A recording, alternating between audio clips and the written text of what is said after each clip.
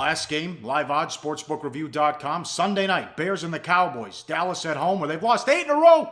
44.5 the total. Bears go from Cutler to Brian Hoyer at quarterback. Maybe not that big of a drop-off, but the problem for Hoyer is the same thing with Cutler. Forte, Marshall, Bennett gone the last couple of years. The only replacement was drafting White out of West Virginia.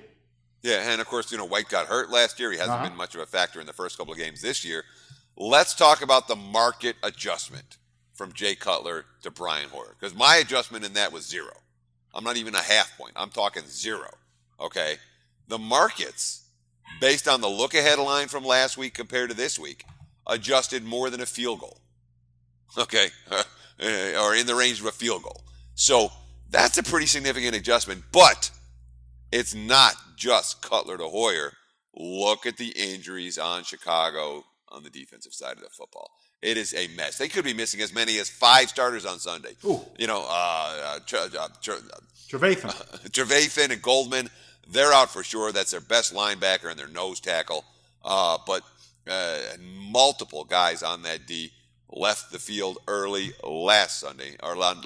And, of course, it is a short week for Chicago, and we're not convinced that they're going to be ready. So if you're trying to take on the Dallas Cowboys and the best offensive line in the NFL without as many as 5 starters on defense, yeah, that's worthy of a 3-point adjustment, even if the quarterback change isn't worthy of a significant adjustment based on my numbers. Good job by the Cowboys last week. Won in D.C. They opened it up, let Prescott take some shots down the field, and he got Des Bryant involved. They only had 1 catch against the Giants. He had 7 for 102 last week. And, maybe, I tell you, they spent $200 million. The Giants' defense looks like they really improved. Yeah, sure. But, we don't. When you have a rookie quarterback getting his first NFL start, they're going to be miscues. We saw that from Prescott in week 1. The coaching staff made some good adjustments. 3 rushing touchdowns last week, 1 by Prescott.